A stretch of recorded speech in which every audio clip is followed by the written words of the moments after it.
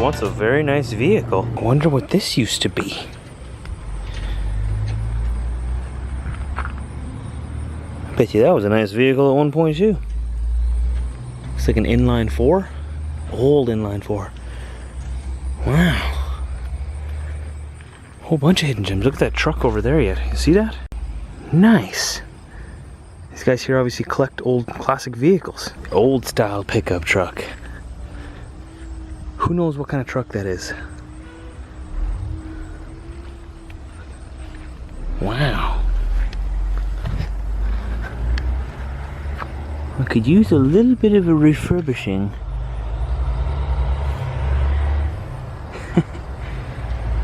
Very nice.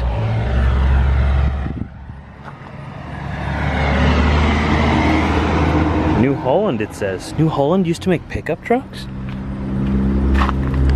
Oh, and look at this back here yet. Wow. Whole bunch of hidden gems in here. And then in the midst of all these classic cars, there's a classic Dodge. Morning, you beautiful people. That's how my morning started out. That's a good way to start the day. Classic cars. They need a little bit of work, I know. But if you use your imagination. So we're here in Port Perry, Ontario. Just getting going here. We just unloaded. Oh, I'm gonna take it out of gear first. It doesn't like starting when it's in gear. There it is. Oh, wonderful. Wonderful girl. Good girl. Good girl. Time to get going. We have over 1,200 kilometers to go to our destination, which we want to deliver tomorrow. So it'll be a full day. Remember, in Canada, I can drive 13 hours in a 16-hour window. So it'll be very close. I don't think I'll make it exactly right to the destination, but probably to within an hour or two. And then I will do the rest tomorrow. Remember, when I talk in kilometers an hour, speed limit is generally 100 kilometers an hour, so 1,000 kilometers would take 10 hours of straight driving, right? Plus stops and breaks.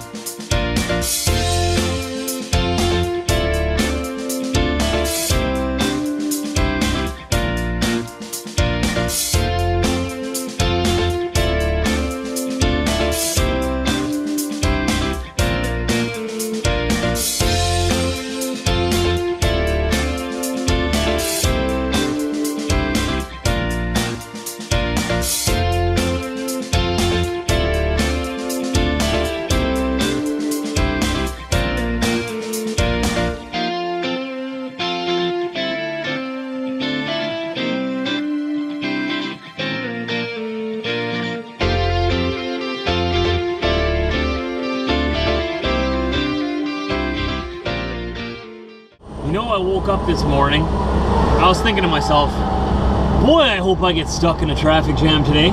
That would be awesome. And what do you know? Here we are on the 401 eastbound towards Quebec. Bumper to bumper, as far as you can see, all the way up the hill. I saw one cop fly past already, so I'm guessing there must be an accident. Fantastic. Perfect. I only got 10 more hours to go. I got time. Well, we've been in this mess for over an hour now. My timeline is completely shot for today.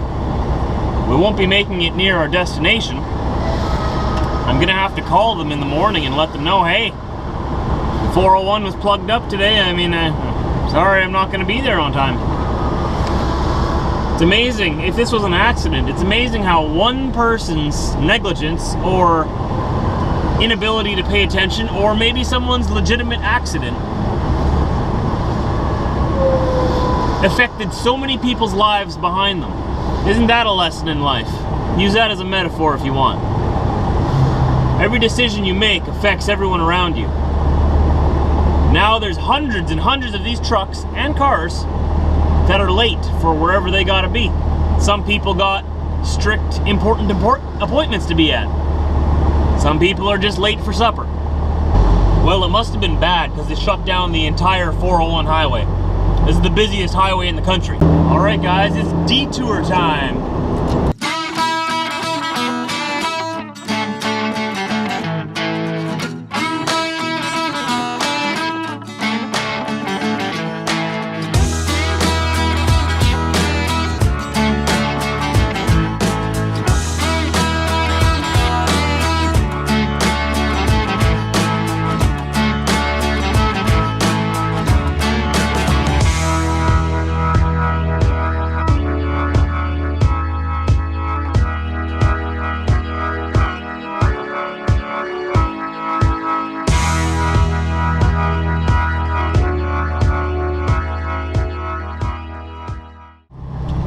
Finally back on the highway. I did see the accident. It was a pretty bad rollover. Looked like only one car involved, so I don't know what happened there. Maybe they towed the other one away already. Anyways, back on track. Lost a couple of hours, but that's how she goes. So we just stopped to fuel here in Napanee, Ontario. It was a big one today. I put in 648 liters and paid $700. Okay, I'm going to show you how to convert that really quickly. Go to Google. So 648, you can just go liters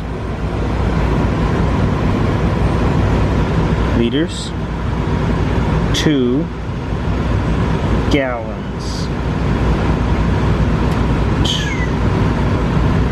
171 US gallons. And then we want to know how much $700 Canadian is in American.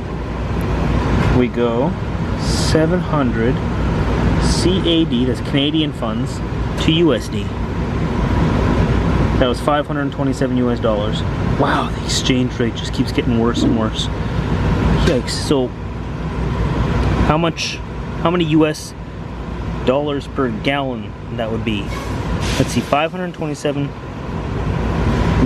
So now we need a calculator. Okay, calculator. What is it? $527, right? Divided by what is it? 171 gallons. The price for fuel here is $3 a gallon, US. A Mennonite's best friend, Knoxoak. If you've heard that term before, Knoxoak, you're gonna have to leave me a comment down below because we're gonna need to talk because we might be related. We can play the Mennonite game. We're not all related, but a lot of us are related. That's why when you date another Mennonite, you gotta play the Mennonite game. And you gotta go down the family line to make sure you're not related. I'm not even joking. Montreal, Quebec. We're in Frenchland. Welcome to Frenchland. For those of you who've never been to Frenchland before, Frenchland is Quebec and Quebec is Frenchland. Actually, this is just the beginning of it. Montreal is very bilingual still, meaning that they speak French first, but they also know English. The further you go into Quebec, the less English there is, and believe me, you go deep enough into Quebec, there is no trace of English. Maybe a little bit here and there, but very, very little.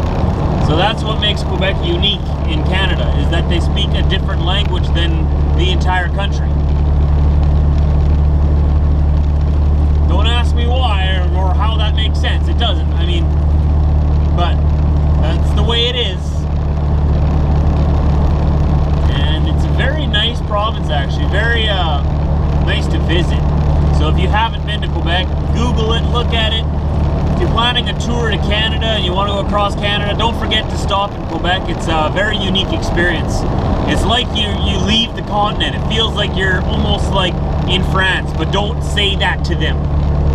Don't compare them with France. I'm just telling you, they're not France, they're Quebec. No offense to France or Quebec, but they're different, all right? Trust me.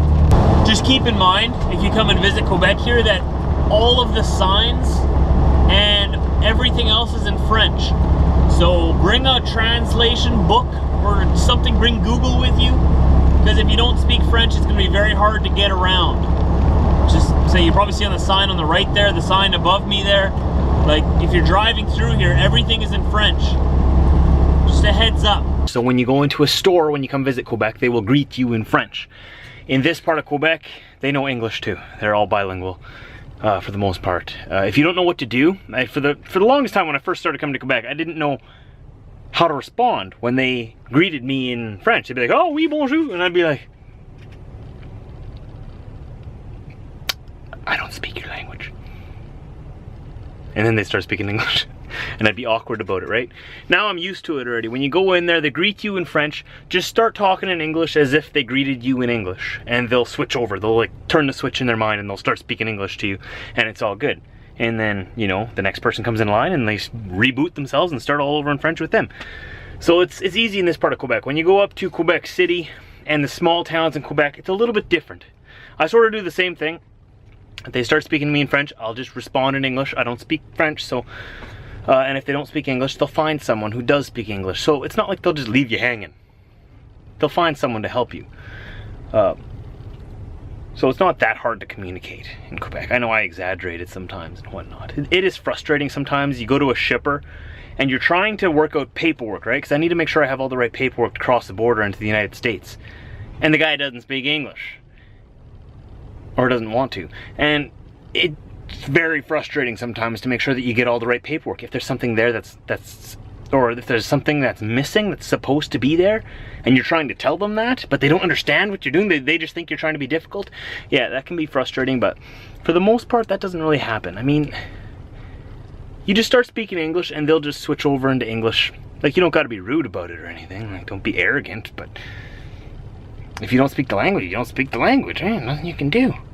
Nothing wrong with their language is actually beautiful, you know. There's nothing like someone, you know, just speaking French to you. You know, they could be calling you the worst thing in the entire world, just totally insulting you up and down, and it sounds like they're giving you the greatest compliments ever. French is just a beautiful language. Unlike the language background that I come from, German. That's an interesting language. It's very hard to sound hot in German. It's very hard to sound attractive. You start a conversation off with it's not that bad, I know, but let's get going. We still got a long way to go. That traffic jam really backed me up. I'm gonna be so late now, but we do want to keep going. We want to get further, see if we can get past Quebec City. We're just past Montreal right now, so we'll venture deeper into the land of French. Did you bring your French books with you? Children, are you listening? This is gonna be a good, well, actually it's a good study lesson for me. If you want to learn French, move to Quebec, immerse yourself in it. I'd love to do that. I just don't really know anybody here. I know Liz from Vlogger Fair, she's in Montreal. And there, hanging quietly in the still air, is the Quebec flag. Where's the Canada flag, you might ask? Aren't you in Canada? Yes. Yes, we are. But there are no Canada flags here.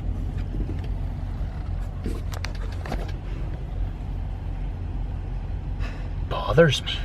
But it's okay, because Quebec is still cool. I still like Quebec. We made it almost into New Brunswick. We're pretty much at the New Brunswick border.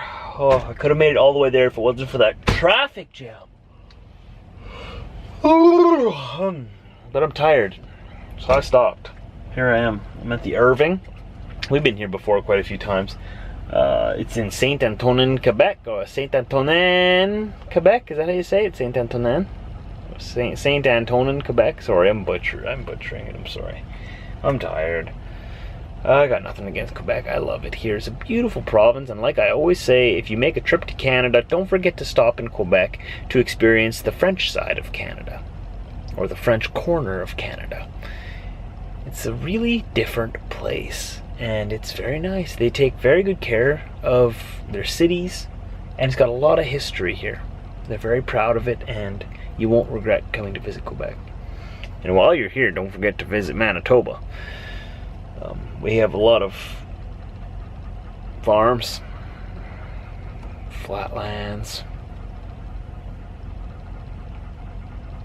We have a building over 30 stories tall. I'll see you tomorrow though. We're gonna continue our trip into New Brunswick.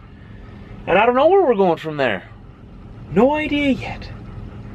I'm assuming I'll probably pick up a load around there somewhere and head south, but I can't promise nothing. You'll just have to tune in to find out. I'll see you tomorrow.